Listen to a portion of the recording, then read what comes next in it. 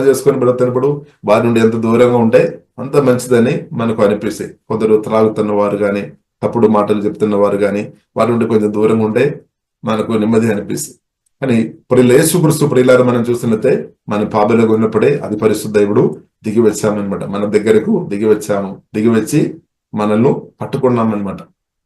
మనల్ని వెదగి వచ్చామన్నమాట. మనల్ని పాపం నుండి రక్షించామన్నమాట. మన దేవుడు యేసే రక్షకుడు అన్నమాట. దేవునికి స్తోత్రం, హల్లెలూయా. కాబట్టి ప్రియులారా, దేవునికి స్తోత్రం. కాబట్టి యేసుక్రీస్తుకు మాత్రం సాధ్యమన్నమాట. ఒక వ్యక్తిను, పాపిగా ఉన్న వ్యక్తిను పరిశుద్ధమైన జీవితం ఇవ్వడానికి సామర్థ్యం, శక్తి కలిగినది అది ప్రభువైన యేసుక్రీస్తుకు మాత్రమే సత్యమైన అర్థం చేసుకోవాలి. హల్లెలూయా. మన ప్రయత్నాన్ని బట్టి కాదు పరిశుద్ధం వచ్చేది, మన ప్రయత్నాన్ని బట్టి కాదు, అది పరిశుద్ధ దేవుడు పరిశుద్ధాత్మ వలన నాలో మీలో ఉన్నాం కాబట్టి మన పరిశుద్ధంగా బ్రతకవచ్చు అనమాట.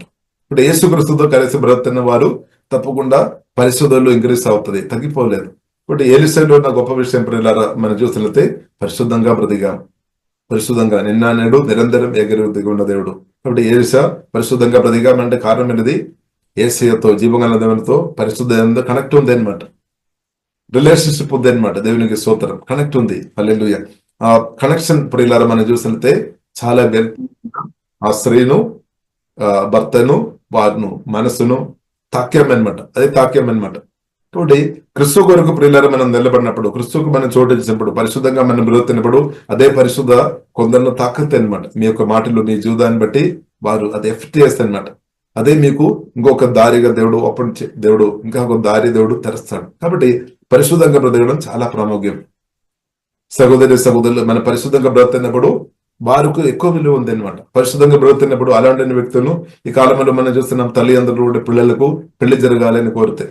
కాబట్టి వారికి ఎలాంటి ఉన్న అమ్మాయి కావాలంటే వారు చెప్తారు, నాకు ఎక్కువ ప్రార్థన దేవునితో, యేసయ్యతో, జీవగల దేవునితో ఎక్కువ సంబంధం కలిగిన ప్రార్థన చేసిన అమ్మాయి ఉంటే చాలా మంచిది అని చెప్తారు. పరిశుద్ధంగా బ్రతికి క్షమించే వ్యక్తిగా, వాక్యానుసరంగా నడిచే వ్యక్తిగా. ఎందుకంటే వారు మిన్నులోనికి వచ్చి ఉండే సమాధానం, సంతోషం ఇంకా ఇంగ్రెస్ అవుతుంది, ఆనందం ఇంగ్రెస్ అవుతుంది అనమాట. కాబట్టి దేవునితో సంబంధం కలిగి క్రిస్తునందు ప్రియులారా మనందరి బతకడం చాలా ప్రాముఖ్యం. ఇప్పుడు ఏమవుతుంది? మనకు విలువ ఇంగ్రెస్ అవుతాయి అనమాట. విలువ ఇంగ్రెస్ అవుతాయి. హల్లెలూయా. పిలుస్తారనమాట. దేవునికి స్తోత్రం, హల్లెలూయా. మీరు రావాలి, మా ఇంటికి రావాలి. పరిశుద్ధంగా బ్రతుకుతున్న వారిని పిలుస్తారు. మీరు రావాలి, మీరు నాతో స్నేహం చూపాలి, నాతో రిలేషన్ కలిగి ఉండాలి, మాతో ఉండాలి అని పిలుస్తారు. ఎందుకు?